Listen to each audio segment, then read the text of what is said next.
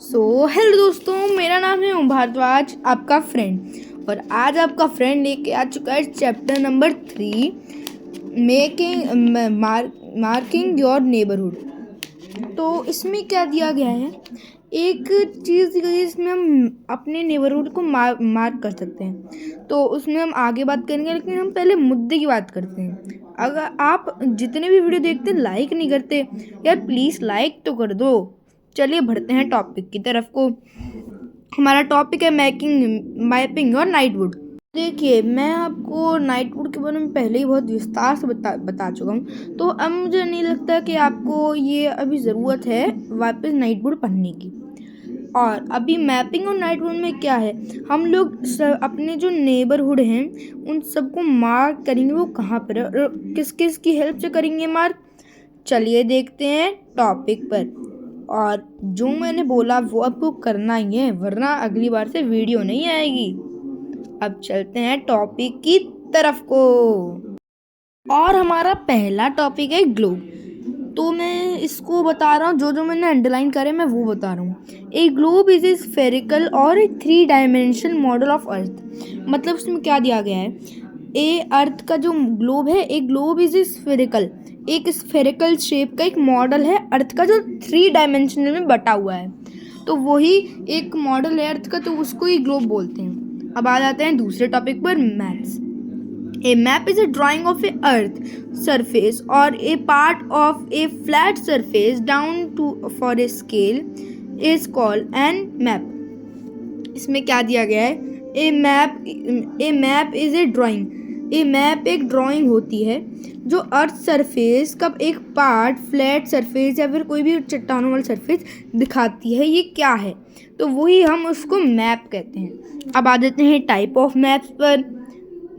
There are 3 type main of maps. Political map वो होता है जिसमें that show border lines, countries, continents, countries and states with capitals, major town and cities. तो उसमें दिया गया है कि जो पॉलिटिकल मैप होता है वो हमारी कंट्री की लाइन को शेयर करता है, बॉर्डर की लाइन को दिखाता है और बहुत सारी चीज़ें दिखाता है। अब चलते हैं दूसरे मैप पर। हमारा दूसरा मैप है फिजिकल मैप। ये मैप हमको शो करता है difference of map and land forms and the surface of earth. ये वही है, बस मैंने उसको जो पहले बताया था उसमें बस लैंड फॉर्म्स फिजिकल मैप में और शो करता है। और लास्ट वाले मैप पे आ जाते हैं thematic map. The spherical 3 dimensional particular theme और topic that given to surface. तो देखो, इसमें ज़्यादा कुछ लिखा हुआ है, तो मैं आपको अपने वर्ड्स में इस चीज़ को समझा देता हूँ। तो इसमें लिखा गया है कि जो थेमिकल मैप होता है वो एक 3 डायमेंशनल मैप होता है जो हमको शो करता है एकदम प्लेन एरिया, एकदम plain with no country line and no state, only plain area. तो वही थेमिकल मैप होता है। इसमें आप पिक्चर में देख ही सकते हैं थेमिकल मैप। और अब चलते हैं नेक्स्ट टॉपिक पर। नेक्स्ट टॉपिक है कंपोनेंट्स ऑफ मैप। तो मैं इसमें आपको बताता हूँ। Every map has a central communication that help us in interpreting and understanding it property. मतलब इसमें सिंपल तरीके से बोला गया है, every map contains the components and central office line। मतलब एक सेंट्रल लाइन होती है जो मैं आपको 6 चैप्टर में पढ़ाऊँगा, जो बहुत ही जल्दी मैं शुरू करूँगा चैप्टर। और इसमें दिया गया है वही, और अंडरस्टैंडिंग इट प्रॉपर्टी, और प्रॉपरली जब हम उसको अंडरस्टैंड करते हैं तो वही कंपोनेंट्स ऑफ मैप कहलाते हैं। तो कौन से कंपोनेंट्स ऑफ मैप होते हैं जल्दी जान लेते हैं। सबसे पहला होता है टाइटल, उसके बाद होता है स्केल, और उसके बाद होता है की, और उसके बाद होता है कन्वेंशन, साइंस एंड सिंबल्स, और उसके बाद होता है डायरेक्शंस। डायरेक्शन में 4 पर डायरेक्शन मेन होती है, north, south, east and waste.